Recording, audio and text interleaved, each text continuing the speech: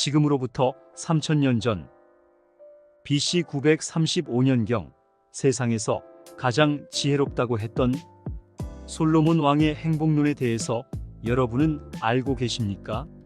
최고의 절대 권력과 명예와 물질적 풍요, 부귀영화를 누렸던 왕이었지요.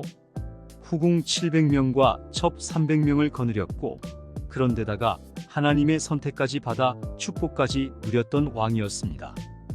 더 이상 필요한 것도 없고 부족한 것도 없는 왕 중의 왕, 그런 솔로몬이었는데 그의 행복론은 무엇이었을까요? 허무주의, 헛되고 헛되며 헛되고 헛되니 모든 것이 헛되도다. 보라, 모두 다 헛되어 바람을 잡으려는 것이로다. 허무주의 행복론이었습니다. 왜 그랬을까요? 부족한 것 하나 없던 그가 왜? 솔로몬 왕의 번뇌 원인은 행복의 원리를 몰랐기 때문입니다. 행복감은 만족감과 같고 행복은 쾌락이라고 생각했던 것입니다. 아무리 채워도 채워지지 않는 만족감과 풍요 속에 빈곤 욕구 불만이 있었습니다. 욕구 충족과 만족의 한계를 느끼게 되면서 고뇌했고 죽음의 두려움에 삶의 회의감으로 괴로워했었습니다.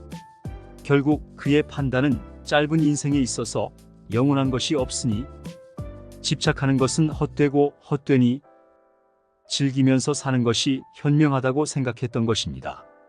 죽으면 모든 부귀영화가 남에게 돌아가고 소용없으니 현세는 허무한 것이다. 그래서 인생을 즐길 것을 권장하였고 쾌락적인 삶을 추구하는 것이 지혜로운 삶이라고 보았습니다. 인간 지혜의 한계, 현실적 가치의 한계, 욕구 충족의 한계를 인식하고 모든 것이 헛된 것이라고 하였던 것입니다. 그래서 솔로몬은 한계성을 극복하기 위해 우상 숭배도 해보았고 현세 구복 신앙에 빠지기도 했었지요. 결국 현실과 이상의 괴리, 현실적 인간의 한계성에 번뇌할 수밖에 없었던 것입니다. 이는 과거 3000년 전의 시대적 역사적 배경하에서는 어쩔 수 없었는지도 모릅니다. 현대의 과학적 지식, 학문과 정보 부족 및 문화적 배경의 원인도 있었고 또한 행복의 원리를 모른 채 행복을 추구하려는 삶의 한계성을 극복하지 못했기 때문에 허무주의자가 된 것입니다. 그렇다면 이번에는 솔로몬 왕과 정반대되는 염세주의 철학자 쇼펜하우어의 행복론을 이야기해 보고자 합니다. 독신으로 가난하고 불우한 삶을 평생 살면서도 현실을 초월해서 지혜롭게 살기를 원했지만 현실은 그렇지 못했습니다. 쇼펜하우어의 행복론은 무엇이었을까요? 유전자적 결정론이었습니다. 행복은 본인의 감성과 인격 문제이고 행복감은 타고난 것이다 라고 합니다. 자신의 불행한 현실 때문에 모든 것을 운명으로 받아들이고 사는 것이 현명하다. 그도 어쩌면 조상 탓하는 것이 더 마음 편했는지도 모릅니다. 쇼펜하우어는 행복하게 산다는 의미를 불행을 줄이고 세상을 지혜롭게 그럭저럭 살아가는 것이라고 합니다. 그것은 인생이 고통을 인내하는 것이라고 생각했기 때문이었습니다. 인간은 의지와 욕구 충족의 한계성으로 인해 완전한 만족을 할 수가 없으니 사는 게 고통이다. 따라서 의지와 욕구 충동에서 벗어나서 금욕적인 삶을 사는 것이 행복이다. 그래서 무의지의 세계에 몰입하는 것이 진정한 행복이라고 보았습니다. 쇼펜하우어가 인도 철학의 영향을 받았기 때문인 듯합니다. 기존 철학자들과 마찬가지로 쇼펜하우어도 의지, 생각의 굴레에서 벗어나질 못했다고 봅니다. 행복을 만족감에서 찾으려는 고정관념에 집착한 듯합니다. 쇼펜하우어의 행복론은 행복감을 만족감으로 보았고 행복을 쾌락의 일종으로 보는 개념입니다. 그래서 정신적 쾌락을 강조하여 자유로운 정신적 내적 여유를 누리는 것이 진정한 행복이라고 생각했던 것입니다. 쇼펜하우어가 현실과 이상의 괴리에 갈등하고 고뇌하는 삶을 살았던 것도 불우한 자신의 현실적 한계를 극복하고 싶은 갈망 때문이었을 것입니다. 쇼펜하우어는 의지의 개념을 무의식적이고 끊임없이 욕망하는 본능적인 힘이라고 보았습니다.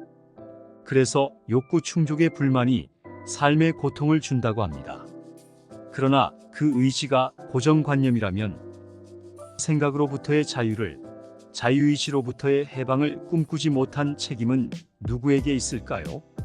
의지는 생각을 창출하고 고정관념이 되어 습관에 의존하는 행동을 지배합니다. 이는 자유의지의 한계성이 인생의 운명을 결정하는 과정임을 되풀이합니다. 미래의 의사결정도 무의식적 고정관념에 종속화되어 자족하는 운명을 만들어가고 있음을 부정할 수 없을 것입니다.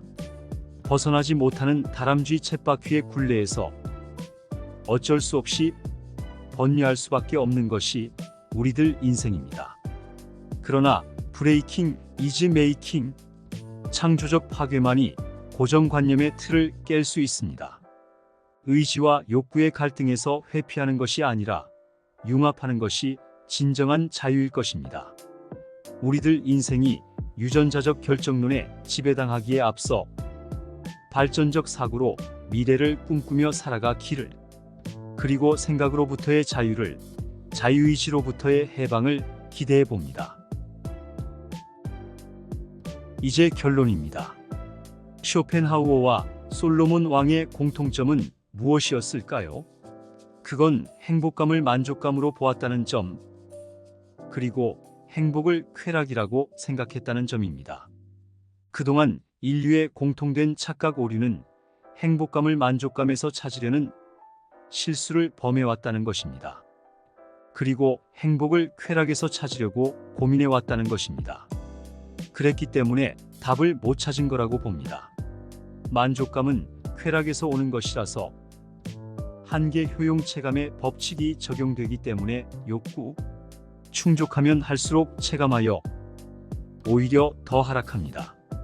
그리고 도파민 함정 효과로 인하여 불만족이 더 커지게 된다는 사실입니다. 그런데 행복감은 만족감과는 반대로 반응합니다. 한계 효용 체감의 법칙이 적용되지 않고 행복감은 충족하면 할수록 증가한다는 점, 그리고 도파민 함정 효과가 없다는 점입니다. 이처럼 행복감과 만족감은 서로 다릅니다. 그렇기 때문에 분리 적용해야 하는 것입니다. 이와 같은 행복이론에 대한 이해가 인류의 과거 오류를 해결해 줄 유일한 답이라고 봅니다. 이상 신행복이론이었습니다. 감사합니다.